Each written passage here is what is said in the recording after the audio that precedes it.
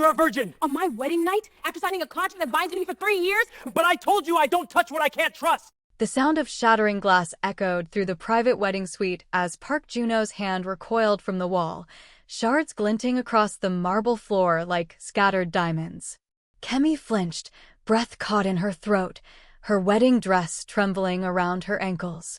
She had seen his anger before, cold, controlled, restrained. But this was different. This was explosive. How Juno breathed, voice low and lethal. Could you hide something like that from me? Her fingers twisted in the fabric of her gown, heart pounding hard enough she feared he could hear it.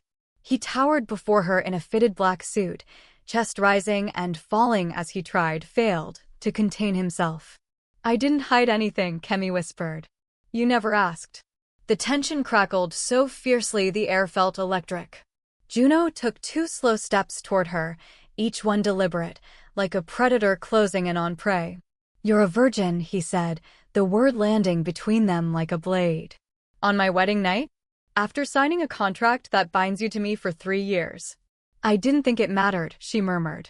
Juno scoffed, jaw flexing. Not to a normal man. But I told you, I don't touch what I can't trust. Her stomach dropped.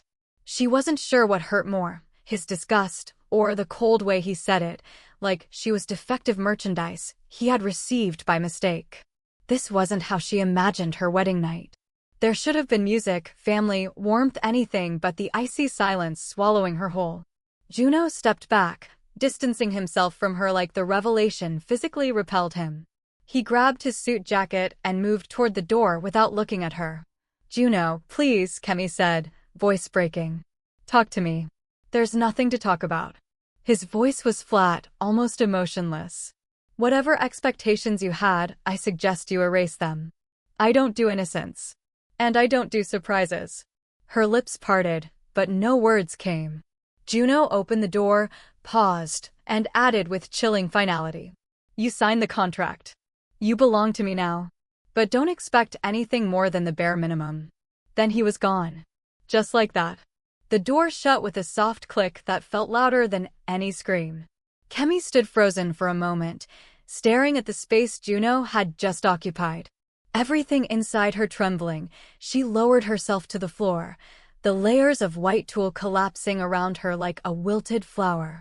Somewhere outside, wedding guests murmured, unaware that the bride had been left alone in a cold, echoing room. Her chest tightened painfully. She didn't cry, not yet. It felt like her body was refusing to process the humiliation. She barely had time to breathe before her mind yanked her backward, 3 weeks earlier, when everything started. 3 weeks earlier, she was just Kemi, a finance student, overworked, exhausted, juggling assignments and 2 part-time jobs to help her family. Lagos traffic had been brutal that morning, her lecture hall suffocating, her shift at the cafe draining. But nothing compared to the message she received at 8:42 p.m.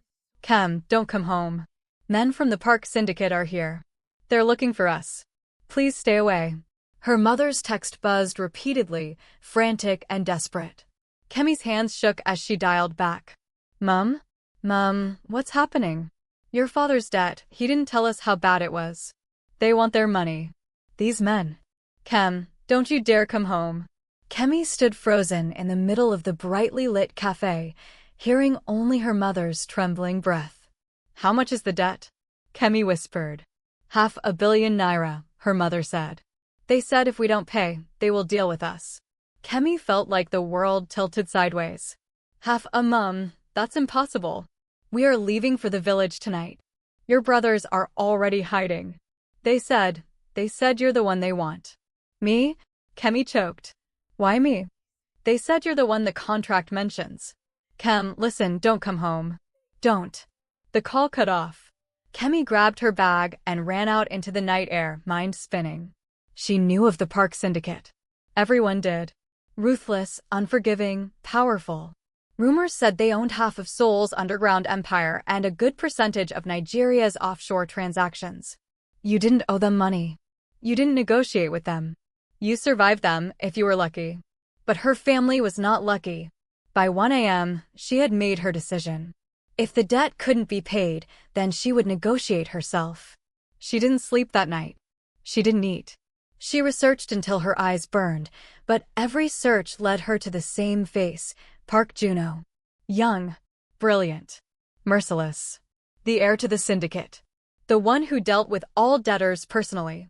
His reputation alone chilled her. Still, she boarded the first flight out of Lagos to Seoul. She had no plan. Only fear and desperation. The headquarters of the Park Syndicate was nothing like she expected. No dark alleys. No armed thugs at the entrance. Instead, a towering glass skyscraper rose into the sky, gleaming with power and wealth. People passed in suits, quiet and efficient. Kemi swallowed hard as she approached the marble front desk. I'm here to see Park Juno. The receptionist's eyes flicked up. Her gaze sharpened. Name? Kemi. I'm here for my father's debt. That got the receptionist's full attention. Within minutes, she was escorted to the top floor. The elevator opened to a room colder than ice. Black marble floors. Expansive windows overlooking the city. And at the far end Park Juno. He didn't look up at first, writing something in an elegant, deliberate hand. Sharp jawline. Impeccable suit. A presence that made the air feel heavier. When he finally raised his gaze, those dark, unreadable eyes landed on her. You're early, he said. You expected me? She asked shakily. I expect anyone who is desperate, Juno replied. Sit. She sat, heart pounding loud enough she wondered if he could hear it. I'm here too. No extensions, Juno cut in. Your father already begged for 3. Time's up. Kemi inhaled sharply. Then let me work. I don't negotiate with desperation, he said coolly. It makes people lie. I'm not lying, she said. Please. I'll do anything. For the first time, he looked at her fully. Examining her. Studying her. Something flickered in his gaze, calculation. Anything? He repeated quietly. Yes. He slid a contract toward her. Sign this. She scanned it briefly. Her Korean was terrible, but she recognized some words. Employment. Contract. 3 years. Debt cleared. It was all she needed to know. She signed. Juno smiled slightly, too slightly. And in that moment she realized she had just made a deal with the devil. The pen had barely left the paper when 2 guards materialized behind her, lifting the signed contract as if it were evidence in a criminal case. Juno leaned back in his chair, eyes unreadable. You just changed your life, Kemi. Something about the way he said it made her stomach twist. When do I start working? Juno's lips curved slightly. You already have. Before she could respond, he stood. Tall. Commanding. Dangerous in a way that made her pulse quicken, not with attraction, but with an instinctive dread animals felt when cornered. Follow me. She did. Through long corridors. Past men who stared at her with curiosity and something darker. She clutched her bag like a lifeline. Juno opened a door to a small office. On the table lay an envelope addressed to her mother. Next to it was a letter drafted in pristine Korean. That letter, he said, is to inform your family that your father's debt has been cleared. Kemi exhaled shakily. Thank you. His gaze hardened. Don't thank me. You haven't read what you signed. I read enough. No, he interrupted sharply. You read nothing. He stepped closer. She forced herself not to shrink away. His voice dropped to a chilling whisper. That was not an employment contract. Kemi blinked. What? It was a marriage contract. Her mind blanked. A what? No, that's not. You signed it willingly. He tapped the document lightly. 3 years as my legal wife. Debt cleared. Family protected. The room spun around her. You tricked me, she whispered. Juno arched a brow. I gave you the contract. You signed it. You said you would do anything. That's not fair. Fair, he echoed, amused. This is the Park Syndicate, sweetheart. Nothing here is fair. She backed away, shaking. I didn't agree to this. I would rather die. Juno offered calmly. Your father almost did. Your brothers might. Your house would have burned tonight if you hadn't come. She froze. He wasn't threatening her. He was telling her the truth. I won't force you, Juno said, surprising her. Walk out that door if you want. But if you do, your family pays the price. Tears blurred her eyes. You're a monster. He didn't even flinch. Yes. And monsters don't pretend otherwise. That night, Kemi didn't sleep. She sat in a small guest room the syndicate provided, replaying every word, every warning, every choice. Her entire life had collapsed into a single signature. By morning, a message arrived. Your wedding is in 2 days. Do not contact your family. All preparations will be delivered. 2 days later, the gifts arrived: roses, boxes of jewelry, pristine envelopes containing invitations she never approved. Lastly, an elegant wedding dress wrapped in white tissue. She sobbed when she saw it. She tried to confront Juno in his office hours later, but he barely acknowledged her. You signed, he said without looking up. It's legally binding. So is human rights. You think this marriage violates human rights? He chuckled lightly. Then call the police. I'll wait. Her silence was answer enough. Go home, Kemi, he said. Rest before the ceremony. Don't you dare pretend this is a ceremony, she snapped. This is a prison. He met her gaze then. Something sharp and unreadable flickered in his eyes. I don't need you to love me, he said quietly. I only need you to stand beside me. Nothing more. I will never be your wife in any real way. Juno didn't respond. He simply turned back to his papers. The wedding day arrived with no joy, no warmth, no family at her side. She refused to let her mother see her like this. She didn't want her brothers to witness her being traded like property. As she stepped into the private hall of the Park estate, she felt nothing. Or perhaps she felt too much. Juno stood waiting at the altar in a black suit, eyes locked on her. There was no happiness, only calculation. The officiant began to speak in Korean. Kemi barely understood a word, but she signed where they told her to. Halfway through, Juno presented a prenuptial agreement and a pen. You're joking, she breathed. Juno leaned in slightly. Protecting myself is never a joke. Sign. Their first kiss as a married couple was nothing like the ones she'd imagined growing up. She had always pictured fireworks, soft touches, warm hands pulling her close. Instead, Juno's kiss was cold, controlled. A performance. Her stomach twisted painfully. By the time evening fell, her body felt heavy. She wasn't sure she could survive this new life. But she had no choice.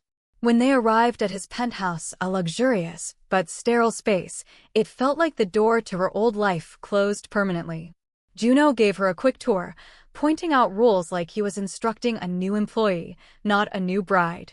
You will not enter my office. You do not leave without security. And you do not speak to anyone about this arrangement. This arrangement, she echoed bitterly. You mean the marriage you forced me into? He paused, jaw ticking. I didn't force you. I offered you a choice. You chose your family. She wanted to scream. Instead, she stared at him with hatred burning in her chest. Go to your room, Juno said quietly. I won't touch you. That should have comforted her. It didn't. That night, she cried silently into the pillow, muffling her sobs. She hated him. She hated herself. She hated the world that made someone like her father desperate enough to fall into $1 billion debt. By morning, when she woke to the smell of fresh coffee, Juno was already working at the dining table, completely composed, reading financial reports like nothing had happened. He looked at her once, briefly. You should eat something. Why do you care? She asked. I don't. His voice was flat. But fainting would be inconvenient. Wow, she murmured. How thoughtful. Juno's gaze hardened. You might want to watch your tone. And you might want to remember I'm a human being. A muscle twitched in his jaw. She saw it. She didn't know what it meant. Sit, he said finally. Eat. You start your new routine today. Routine? You will continue your studies online. I have arranged security around your campus portal so no one tracks your connection. She frowned. Why would anyone track me? Because you're my wife. The word struck something inside her: anger, confusion, disbelief. And something else she hated. Fear. Juno rose, adjusting his cuffs. Finish your breakfast. I'll return later. As he walked out, Kemi hated that her eyes followed him. She hated even more that his cold presence lingered in the air long after he was gone. Her new life had just begun, and it already felt like a war. Kemi tried to keep to herself the first few days, tiptoeing around the penthouse like a ghost. Every sound felt magnified: the click of Juno's shoes on marble, the hum of the air conditioner, the quiet shifting of security stationed on the other side of the door. She hated how alert she had become, how aware of him, of his moods, of every shift in his tone. But living with someone like Park Juno didn't leave room for comfort. It was on the fourth night that everything began to shift. She sat at the dining table surrounded by textbooks, hunched over a finance spreadsheet. Her brain felt fried, her eyes burning. Numbers danced in front of her, refusing to make sense. Juno entered silently, as he always did, but this time he paused when he reached her. "You've been staring at the same formula for 10 minutes, he said. She stiffened. "I'm working. You're struggling. Why do you care?" He didn't answer. Instead, he pulled out the chair beside her and sat down. Her heart lurched at his closeness, unwanted, unexpected. He took the paper gently from her hand. "This calculation is wrong." "I know," she muttered. "My mind is not cooperating." Without warning, Juno grabbed a pen and began writing, his handwriting clean and sharp. "You're doing future value discounting, but you're forgetting depreciation across international markets. The Park Syndicate deals with cross-border finance. I know this better than your textbook does." He wasn't bragging. He was stating a fact. And he was right. "Let me show you," he said. "No," she said quickly. "I don't want your help." Juno's gaze lifted. Calm. Controlled. But something flickered underneath, something that looked suspiciously like irritation. "Pride is expensive, Kemi." "Then charge me," she shot back. Juno paused, then, shockingly, a tiny smile curved his lips. "Fine." He reached out, took her notebook again, and before she could protest, he positioned his chair directly beside hers, knees almost touching. Her breath stalled. "Watch," he murmured, leaning close enough she felt the warmth of him. He wrote quickly, explaining in smooth, crisp tones. His intelligence was intimidating, effortless in a way that made her feel small. But as he explained depreciation calculations, currency fluctuations, and market projections, she found herself following along. You make it sound easy," she said quietly. "That's because it is," Juno replied. "You're overthinking. It's not your fault. You're exhausted." She blinked. Was that almost kind? Juno didn't look at her. "Don't misinterpret my behavior." "I wasn't." "Good." His jaw tightened. "I don't want you getting ideas." "About what?" He didn't answer. He didn't have to. That moment, the closeness, the unexpected softness, it left something between them neither of them thanked nor acknowledged. For the first time, she saw him not as a monster, but as a man. Still dangerous. Still cold. But human. Later that night, when she turned off her lamp, her thoughts wouldn't stop replaying the feeling of his shoulder brushing hers, the low timbre of his voice explaining numbers, the faint trace of cologne lingering long after he left. It was deeply, deeply infuriating. And worse, it was dangerously confusing. 2 days later, she collapsed. It happened in the kitchen. One moment she was reaching for a glass of water, the next the room tilted violently. Her legs buckled. Her vision swam. She gasped, grabbing the counter, but her knees hit the floor. "Kemi?" She barely recognized the voice, Juno's, but someone lifted her, hands sliding under her arms. "Hey, look at me." His face blurred, fading in and out. She felt a hand on her cheek. "Cool. Steady. You're burning up," he muttered. "Damn it." She tried to speak, but her voice came out faint. "I'm fine." "You're not." Juno carried her to the bedroom, his bedroom, and placed her gently on the mattress. She wanted to protest, but she couldn't keep her eyes open. "Stay awake," he ordered. She tried. Failed. When she woke again, her throat felt sore and her body heavy. A man in a white coat stood over her, adjusting a syringe. Juno paced behind him, sharp and tense. "What's happening?" she whispered. "You have a severe fever," the doctor replied. "Your system is exhausted. She needs rest, fluids, and monitoring." Kemi looked at Juno. You brought a doctor? Who else would, he said, voice clipped. I don't know, maybe your staff. Juno shot the doctor a glare, silently dismissing him. When the door closed, he moved to sit beside her on the bed. His expression was strained. Not angry. Not cold. Something else. You didn't tell me you weren't feeling well, he said. I didn't think you'd care. He stared at her. Long enough to make her shift uncomfortably. I don't, he said finally. But his voice didn't match the words. His gaze dropped to her hand. She hadn't realized until now that his fingers were still brushing hers, thumb lightly tracing her knuckles in a slow, unconscious motion. Why? Her voice trembled. Why are you being like this? He didn't speak. For minutes, he didn't move. Then finally, quietly. Because you're my wife. The words hung heavily between them. Dangerous. Loaded. Full of meanings he wasn't ready to admit. Hours passed with Juno sitting at her bedside, refusing to leave.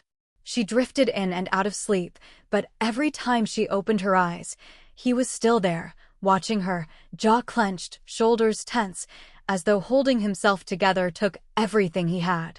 When she woke in the early hours of the morning, the fever broken, she found him asleep in the chair beside her, head bowed, expression soft in a way she had never seen. Vulnerable. Her chest tightened unexpectedly. She reached out, fingers barely brushing his sleeve. In his sleep, Juno's hand reflexively closed around hers. She froze. He didn't wake. He just held on. She didn't pull away. For the first time since the nightmare began, Kemi felt something warm bloom quietly inside her chest, something she didn't want, didn't ask for, but couldn't stop feeling. And she hated it. She hated that she didn't hate him anymore. She hated that her chest fluttered when he murmured her name in his sleep. She hated that this man, the one who trapped her, was becoming someone she couldn't ignore. Someone she couldn't forget. Someone she might care about. She swallowed hard. This was dangerous. Very, very dangerous. And deep down, she knew. Nothing between them would ever be simple again. Kemi woke later that morning to the soft click of the door. Juno had left her side, finally, and she found herself alone in his oversized bedroom, wrapped in blankets that smelled faintly of cedar and something unmistakably him. The fever had subsided, but the memory of his hand holding hers lingered like a mark on her skin. She sat up slowly, blinking away the remnants of sleep. Her mind raced, not with fear this time, but with a different kind of confusion. She hated it. She hated how everything felt like shifting ground beneath her feet. Before she could gather herself, Juno re-entered the room carrying a tray. He stopped when he saw her sitting up. You're awake. Yeah, she said, voice dry. I feel better. You should. Juno walked closer and set the tray on the bedside table. Your fever broke. You stayed, she whispered. Juno's jaw tightened. Don't make anything of it. I'm not. She hesitated. But, thank you. His gaze faltered for a fraction of a second. Barely visible. But enough. He straightened. Eat. She glanced at the tray, warm porridge, sliced fruit, and tea. Far too gentle for the man he worked so hard to be. Did you cook this? No, he scoffed. I had it prepared. Right, she murmured, though suspicion flickered. Something about the way he avoided looking at the porridge made her wonder. Well, thank you anyway. He stood at the foot of the bed, arms crossed, watching her as though he was afraid she might collapse again. It was strangely comforting. But she couldn't allow herself to sink into this feeling. Danger lived in comfort. Juno turned to leave, but paused at the door. Kemi. Yes. Don't scare me like that again. Her chest tightened. She didn't respond, not because she didn't want to, but because she couldn't. The words felt too delicate to touch. Before she could dwell on it, Juno left. And the walls closed in again. When she'd recovered enough to walk around, life in the penthouse resumed, but something between them had shifted. It wasn't spoken. It wasn't acknowledged. But it was real. Juno watched her more often, not with suspicion, but with something softer, something he tried to hide. Kemi found herself noticing things she shouldn't, the way he loosened his tie after a long day, The quiet sigh he gave before entering his office, the fatigue in his eyes when he thought no one was looking. She didn't want to care. She couldn't afford to care. But a heart wasn't a faucet to turn off. One evening, she stepped out onto the balcony to escape the suffocating tension building inside her. The city lights stretched endlessly, glittering like a promise she no longer trusted. If you're still watching, don't forget to subscribe, like, and comment. Stories like this get even deeper, and your support keeps them coming. The cool wind brushed her skin, grounding her. She closed her eyes. Then a voice behind her broke the quiet. "You're not planning to jump, are you?" She startled, spinning around. Juno leaned casually against the doorway, hands in his pockets, eyes unreadable. "I'm not suicidal." "Good," he said. "I don't like cleaning up mess." "Always charming." She exhaled. "I just needed air." Juno stepped closer. Not close enough to touch, but close enough to feel. "You've been avoiding me. Because you're confusing." He raised a brow. "I confuse you?" "Yes," she said bluntly. "You terrify me. You protect me. You trap me. You hold my hand in your sleep. You stay by my bed when I'm sick. I don't know who you are or what you want." Juno inhaled sharply, as though her words had cut deeper than he expected. "I'm not simple, Kemi." "No," she said softly. "You're not." They stood in silence, the tension between them thick, almost physical. Juno stepped closer, slowly, deliberately. Her breath hitched. "You think you see me," he murmured, "but you don't. You only see what I let you see." "Then show me," she whispered before she could stop herself. "Just once. Show me who you really are." His jaw clenched. His eyes flickered. For a moment, just a moment, she saw something raw, a crack in the armor. But then he shut it down. "I can't." "You mean you won't?" "It's the same thing." She swallowed hard. "Then stop acting like someone who cares." He froze. Completely. The air shifted. Juno stepped closer, too close. His breath brushed her cheek. "What if I can't?" Her pulse stuttered. "What if," he whispered, "I don't know how to stop?" She stared at him, stunned. Juno looked away first, stepping back sharply as if he'd said too much. Forget it. But she couldn't. Their unspoken war shifted that night, and the battle lines blurred. The next escalation came unexpectedly. Kemi entered the living room one afternoon to find Juno arguing with one of his top enforcers, Jiro, a tall, intimidating man who rarely showed emotion. "She does not leave alone," Juno ordered, voice low and deadly. "With respect, sir," Jiro said, "she's not a prisoner." "Your men are asking questions." Juno's voice dropped colder. "I don't care what they think." Kemi froze. Jiro noticed her first. Juno turned, expression tightening when he saw her. "What is going on?" she asked. "Nothing you need to worry about." "I heard my name." Juno exhaled sharply.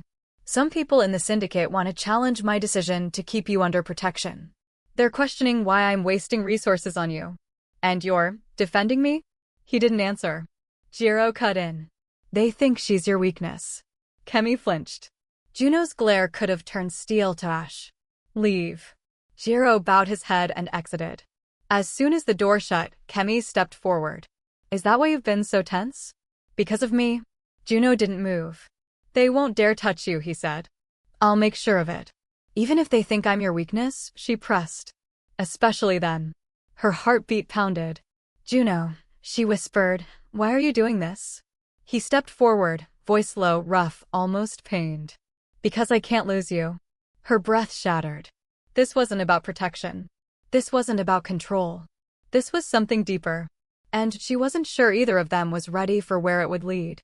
If you're still watching, remember to subscribe, like, and let me know your thoughts. It keeps the story alive. Kemi wasn't sure what to do with Juno's confession, or whatever it was.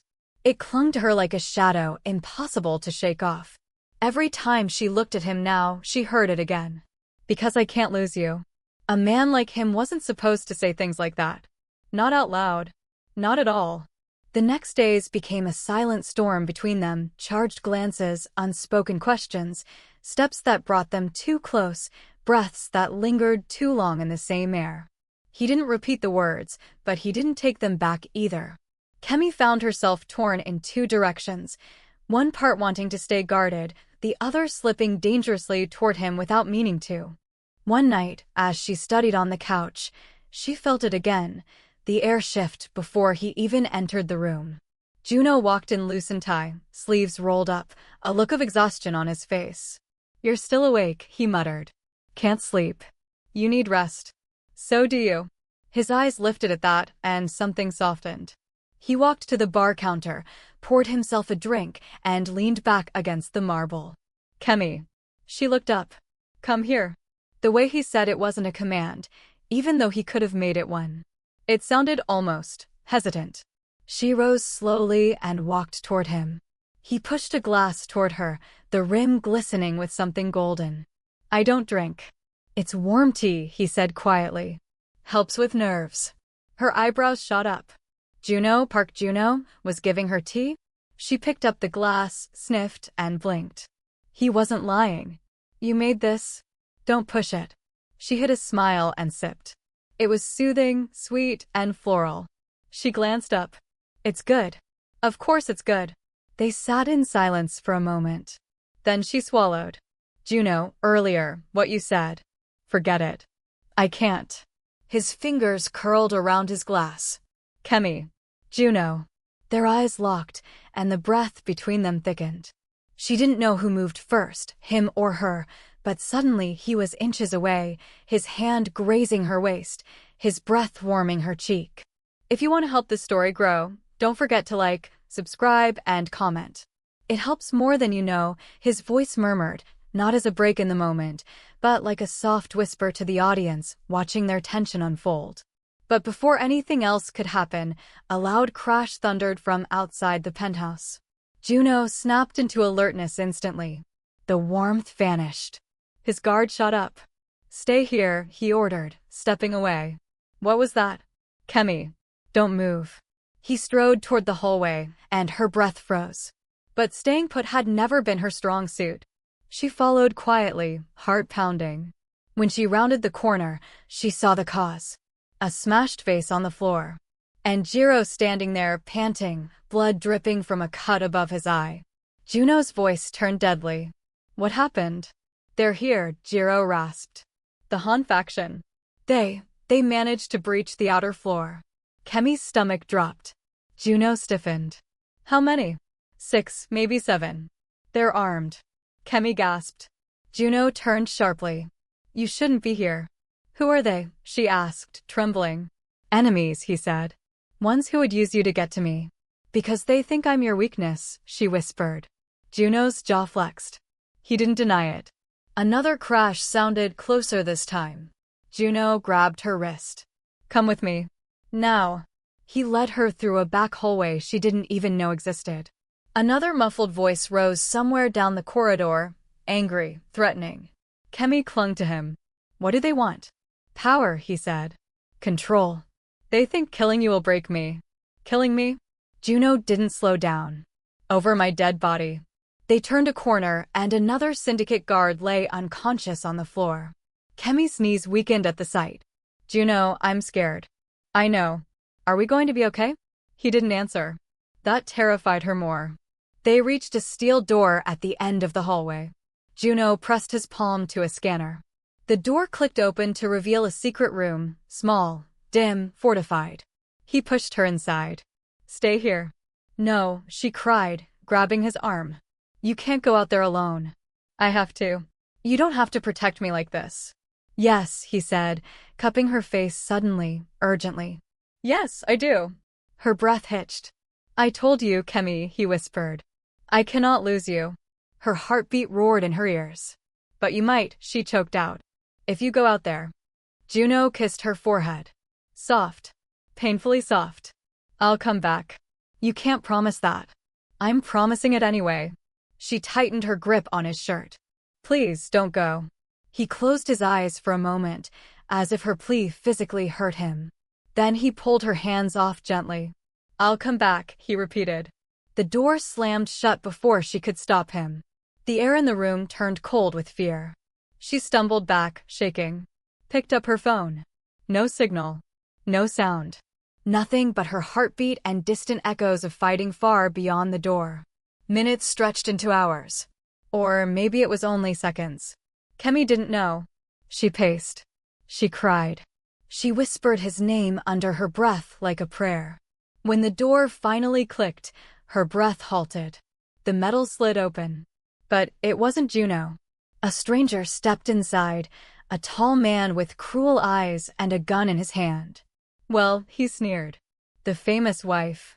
Kemi's blood turned to ice. He raised the gun. And smiled. If you're still watching, tap the like button, it makes sure you don't miss what comes next. Kemi screamed. The man lunged. A gunshot exploded. And everything went black. Kemi's ears rang violently, her world spinning in disoriented silence. She didn't know if the scream came from her or someone else. The gunshot echo clung to the room like smoke. Then footsteps. Hard, fast, familiar. Juno. Her vision blurred, but she saw him rush in, eyes blazing with a kind of panic she had never seen on his face, not even on their wedding day, not even during their worst fights. Kemi. His voice cracked. Kemi, look at me. She blinked, confused tears away. The stranger who had pointed the gun at her now lay unconscious on the floor, blood on his shoulder, shot but still breathing. Juno kicked the weapon away, chest rising and falling, fury twisting his face into something feral. You came, she whispered. His hands were on her cheeks instantly, thumbs trembling against her skin. Of course I came. You said you'd come back. Her voice shook uncontrollably. I didn't believe you. Juno pulled her into his chest, hard, tight, desperate. She felt his heart pounding like a drum against her ear, loud enough to drown out every fear. I thought I lost you, he breathed. I thought. You didn't, she whispered, clutching his shirt with trembling fingers. I'm here. I'm okay. Juno exhaled shakily, burying his face in her hair for a heartbeat before pulling back to study her. Are you hurt? Did he touch you? Kemi, tell me. No, she managed. You got here in time. His jaw clenched so tight she thought it might crack. He glanced at the unconscious intruder with murder in his eyes. He won't touch you again. Kemi swallowed hard. How many are left? None, Juno said darkly. They're all down. She didn't ask what down meant. She didn't want to know. All that mattered was that he was standing in front of her. Alive. Breathing. Eyes locked on hers like she was the only thing anchoring him to the world. When he finally spoke again, his voice was low, raw. Kemi, if you're still listening to this story, hit that like button. Because what happens next changes everything. He wasn't talking to the intruders. He wasn't talking to the world. He was talking to her. And something inside her broke open. Juno, she lifted a shaky hand and touched his cheek. You scared me. His eyes closed for a moment, pained. I scared myself. What happened out there? A lot, he said. Too much. And all I kept thinking was, if something happened to you, I'd burn this entire syndicate to the ground. Her breath caught. He wasn't saying it like a threat. He was saying it like the truth. Don't say things like that, she whispered. You think I care? His voice rose, full of a fierce intensity. I almost lost you tonight. You didn't. I almost did. Juno. He grabbed her shoulders gently, but firmly. Kemi, I need you to understand something. What? You are not a responsibility. You're not a contract. You're not a debt. You are. Someone cleared their throat behind them. Jiro. Juno jerked back slightly, though his hand remained on her arm. Boss, Jiro said, wincing from the cut on his brow. We have a problem. Juno's eyes narrowed. If it's not solved already, fix it. It's not that, Jiro murmured. Your father knows what happened. He's calling a meeting. Juno went still. Kemi froze too. Jiro continued. He's saying the intruders wouldn't have dared attack the penthouse unless someone inside the organization is trying to undermine you. Juno's eyes flicked toward Kemi, briefly but tellingly. She felt the implication cut like a blade. Someone wanted her dead. Not just as collateral. As a warning. Let's get her out of here, Jiro urged. Juno nodded. Pack only the essentials. No, Kemi shook her head, breath trembling. I'm not running. Juno faced her slowly. Kemi. I'm not running, she repeated, louder. Not from this. Not from your father. Not from some attack. I'm tired of being afraid, Juno. He stepped closer, lowering his voice. Fear keeps you alive. I'm alive because you came. Because you didn't leave me. Silence pulsed between them. Then Juno said softly, I'm trying to protect you. And I'm trying to stand with you, she replied. Not behind you. With you. He flinched ever so slightly, as if no one had ever said that to him before. Jiro cleared his throat again. Sorry to interrupt, but we really do need to move. Juno nodded, but didn't take his eyes off her. We'll go, he said. Together. She nodded. They walked out of the room, leaving the chaos behind. But as they reached the elevator, Kemi hesitated. Juno. He turned. She stepped into him, wrapping her arms around him before she could talk herself out of it. He froze at first. Then slowly, his arms came around her, pulling her in with a grip that felt like a man holding onto the only real thing he had left. I was terrified, she admitted against his chest. I thought you were going to die. His breath hitched. I thought you were already dead. Don't say that. Don't scare me like that again. You came late. You weren't supposed to open the door. Juno. Kemi. He cupped her face again, his forehead resting against hers. I'm going to protect you, he whispered. From them. From my father. From everyone. And you, she murmured. Who protects you? His expression cracked for just a moment. You, he said quietly. You do. She didn't know how 2 words could shatter her like that. Before she could respond, the elevator doors slid open, and they stepped inside. Juno pressed a button for the underground exit, a private escape route she didn't know existed. As the elevator descended, Juno didn't let go of her hand. Not once. You're shaking, he murmured. Because I don't know what's coming next. He squeezed her fingers gently. Then stay close. And if you're still here watching this, subscribe, because you won't want to miss what's coming. The elevator stopped. The doors slid open. But what waited on the other side made Kemi gasp, her blood freezing all over again. Park Taiwan. Juno's father. Standing there. Smiling like a man who owned the world. And there you are, he said softly. The little wife who refuses to die. Kemi's breath caught in her throat the moment she saw him. Park Taiwan. Tall. Immaculate suit. Calm like a man watching entertainment instead of chaos. His hands were folded behind his back, but the smirk on his face cut through her like a blade. Juno reacted instantly, stepping in front of her without even thinking. Father, he said, voice like stone. Move. Park Taiwan chuckled softly. Is that how you greet the man who gave you everything? You didn't give me anything, Juno snapped. You took everything. Really? Taiwan's gaze flicked past him to Kemi. Including her? Kemi stepped back instinctively, fear prickling her spine. His eyes were empty. Soulless. Dangerous. I said move, Juno repeated, his jaw tightening. Taiwan sighed, as if dealing with insolent children. You disappoint me, Juno. Truly. Out of all the women in the city, you chose the one girl whose death would have solved your biggest problem. Juno's fist clenched. If you touch her, you'll do what? Taiwan interrupted sharply. Shoot me? Kill me? Destroy the syndicate. He waved a hand dismissively. Don't be dramatic. Kemi's stomach twisted. She had known the father was manipulative, but hearing it directly, hearing the casual cruelty, it was worse than anything she imagined. I should have let them kill her, Taiwan said calmly. Would have saved us all the trouble. Kemi felt Juno vibrate with rage. Jiro stepped forward, voice low. Sir, with respect. Taiwan silenced him with a single glare. Do not pretend you have an opinion, he hissed. You follow my son around like a trained dog. You don't speak. Kemi's pulse hammered. The atmosphere thickened. Juno took a step forward. You orchestrated the attack, didn't you? Taiwan raised an eyebrow, feigning innocence. Please. If I wanted her dead, I wouldn't have hired amateurs. You did this, Juno growled. You sent them. You intended to make her a message. And it worked, Taiwan said simply. Look at you. Furious. Unpredictable. Weak. Juno inhaled sharply. Weak. The words struck deep. Kemi saw the shift in his posture, the flinch, the tightening of his shoulders. She realized this wasn't new. His father had been calling him weak his entire life. Taiwan leaned in slightly. A boy controlled by a girl. If the syndicate respects that, then perhaps you truly aren't fit to inherit.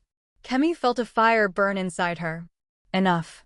She stepped out from behind Juno before she could talk herself out of it. Stop talking about him like he's a child, she said quietly. Juno spun around. Kemi, stay behind me. Taiwan smiled, amused. The little mouse speaks. I'm not a mouse, she said, voice trembling but steady. And Juno isn't weak. You are. Taiwan blinked. Juno froze. Kemi, he whispered, eyes wide with fear for her safety. But she kept going. You hid behind threats. Behind power. Behind money. You created enemies, then blamed your son for surviving them. Her hand shook, but she didn't back down. You think strength is fear. It's not. Real power is protecting something, not destroying it. Taiwan's smile faded completely. You're bold, he said softly. For someone who should already be dead. She's bold because she's right, Juno cut in, stepping beside her now instead of shielding her. Taiwan's gaze darkened. You would choose her over your own blood? That's not blood, Juno said coldly. Family isn't the people who control you. It's the people you're willing to protect. Taiwan sized him up. You're willing to throw away everything for a girl I handpicked as leverage? You didn't handpick her, Juno spat. She is not a tool. She is not leverage. She is not yours. Taiwan tilted his head.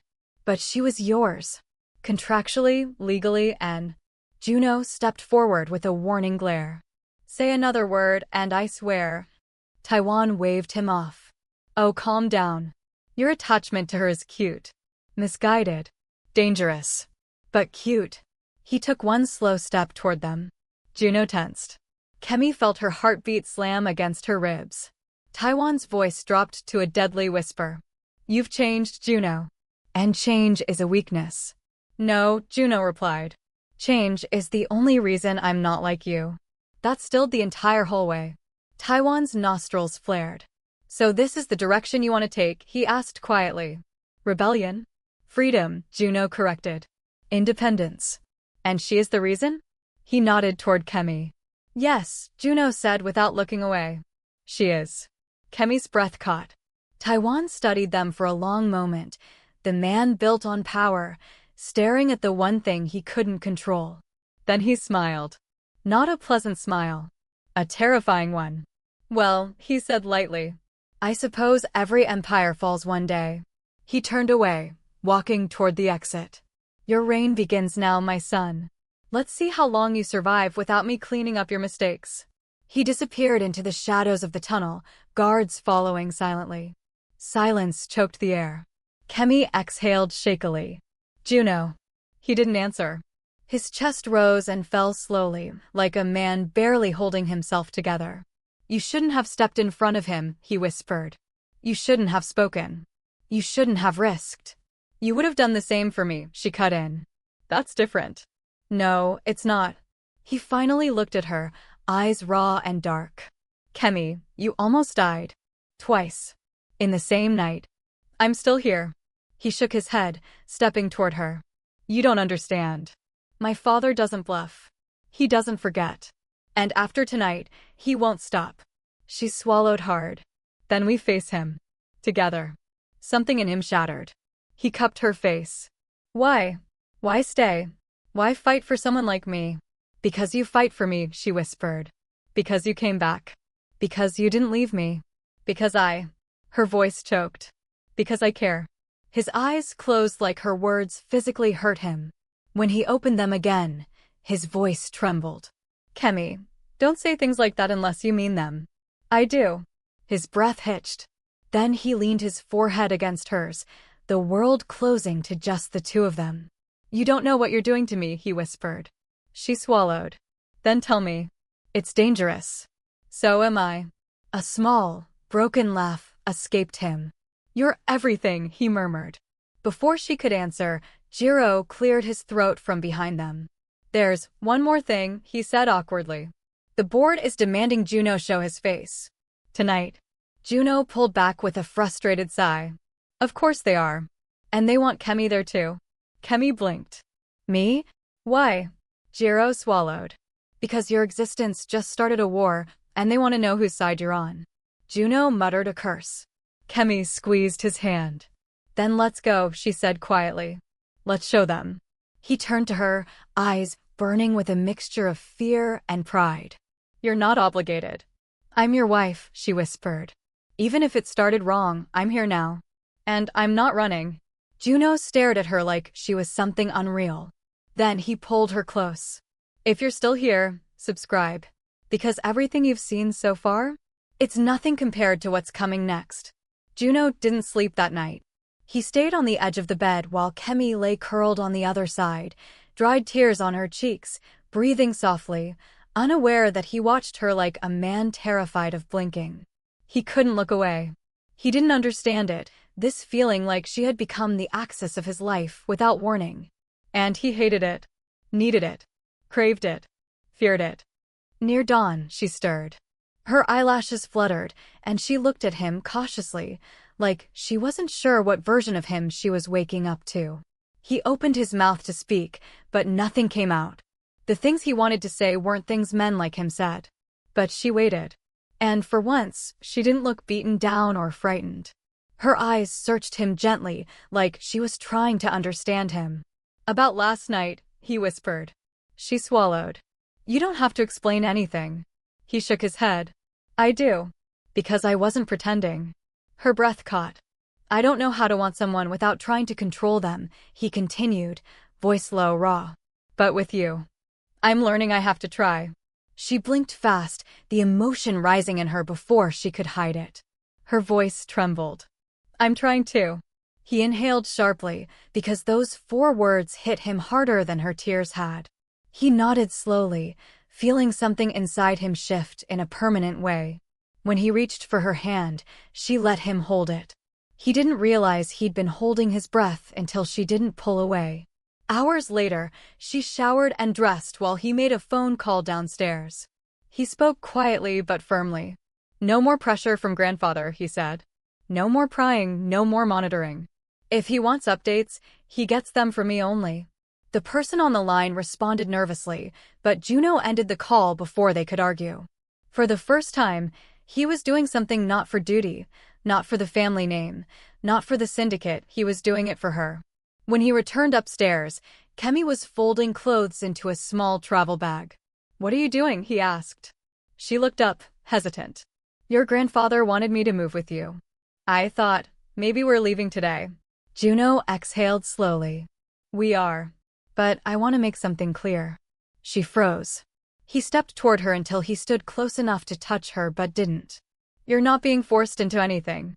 You're coming because I want you beside me, but I need to know you're willing. Her lips parted in surprise. For days she had been treated like a pawn, a trophy, a responsibility. Not once had someone asked what she wanted. She looked at the folded clothes, then at him. I want to come. Something bright and dangerous flickered in his chest. Relief. Want. Possession tempered by tenderness. He didn't smile often, but he did now barely, just a ghost of one, but she saw it. They traveled in silence at first, the private jet cutting through clouds with quiet luxury that contrasted violently with the emotional chaos between them. Kemi sat by the window, staring out, lost in thought. Juno sat across, unable to focus on anything but her. Halfway through the flight, she finally spoke. Are you always this intense? He blinked in surprise. Intense. She nodded, cheeks warming. You look at me like you're memorizing me. His jaw clenched, because she was right. I don't do casual. She smiled softly. I see that. Her joke eased something in the air. He shifted seats to sit beside her. She stiffened automatically, not out of fear but out of nerves, and he noticed. You're still uncomfortable, he said quietly. I'm not used to any of this, she confessed. You don't have to be, he murmured. Not yet. She turned to him, eyes wide. Why are you being so kind today? He hesitated, then chose honesty over pride. Because last night I realized something. What? That if I lose you, his throat tightened. I won't recover from it. Her breath shivered. She didn't know what to do with that level of vulnerability from someone like him. Juno saw her expression and leaned closer, not touching, but close enough that she felt the heat of him. You don't have to say anything, he said. Just don't run. She whispered, I won't. He nodded slowly, settling his hand over hers. She let him. And for the first time, holding her didn't feel like possession, it felt like permission. When they landed, the atmosphere shifted sharply. The compound in Seoul was massive, high walls, guards, sleek black vehicles, the quiet hum of power surrounding every step. But Kemi didn't flinch. Juno watched her closely, impressed. Inside the estate, traditional architecture blended with cold modern luxury. She looked around slowly, taking it all in. This is your home, she whispered. Yours too, he said, surprising both of them. His personal staff bowed as they entered. They weren't merely servants, they were trained, disciplined, and loyal. Their respect for Juno was immediate and absolute. But their curiosity about Kemi was impossible to hide. She felt all their eyes on her and instinctively stepped closer to Juno. He noticed. Everyone, he said firmly, this is my wife. Treat her with the same respect you show me. A ripple of surprise went through the room, because he'd never said those words for anyone. The staff bowed deeper. Kemi's face heated in shock. You didn't have to. Yes, he cut her off quietly, leaning close so only she heard. I did. Later, in the massive master suite, she stood by the window, gazing out at the city lights. Juno approached her slowly. You're safe here, he said. I know. He studied her profile. You don't look afraid. She shook her head. I'm not. Not anymore. Why? He asked honestly. She turned to him. Because I trust you. The words hit him like a punch. His breath stuttered, and without thinking, he reached to touch her cheek, but stopped himself. Can I? He asked softly. Yes. His fingers brushed her skin gently, reverently, almost disbelievingly. She leaned into his touch. Her chest rose with a quiet breath, and he felt her soften, open, surrender not out of fear but out of choice. He cupped her face with both hands. Kemi. She looked up at him, lips parting. He lowered his forehead to hers, eyes closed. Tell me to stop, he whispered. I don't want you to. He inhaled sharply. She didn't know what she'd unleashed. He kissed her slow, deep, aching. Not rushed, not demanding. A confession in the shape of a kiss. She melted against him, arms sliding around his neck, and he pulled her closer like he'd been starving for this. When they finally broke apart, she was breathing hard. He pressed his lips to her temple. You're mine, he whispered, but only because you choose to be. She smiled softly. I choose you. Juno closed his eyes, overwhelmed. For the first time in his life, he felt something like peace. The doors suddenly knocked, jolting them apart. A guard entered urgently. Master Juno, your grandfather is on the line. He says it's urgent. Juno's expression darkened instantly. Kemi touched his arm gently, grounding him. He exhaled. I'll handle it. He answered the call. The old man's voice boomed even through the speaker. I've heard rumors, his grandfather spat. Rumors that your little wife is becoming a distraction. Juno's jaw clenched. She's not a distraction. She's the only thing that's made sense. The old man hissed. Feelings make men weak. No, Juno said coldly, they make them human. There was a long silence. Choose wisely, Juno, the old man rasped. Power or love. Both will not survive. Juno stared at Kemi through the glass doors. She stood there looking back at him, small, soft, but strong enough to steady a man like him. He lifted the phone slowly and ended the call. He walked back inside, stopping inches from her. She looked worried. Was it bad news? Juno shook his head slowly. No. It was a decision. She swallowed. What decision? That I'm choosing you, he whispered. Every time. Before she could respond, he kissed her again, full of certainty this time, full of promise, full of the kind of devotion that could rewrite a man's destiny. And somewhere inside that massive house, for the first time, Juno felt like he was home. If you enjoyed this video, make sure you subscribe, like, and comment because more stories like this are coming, and you don't want to miss what happens next.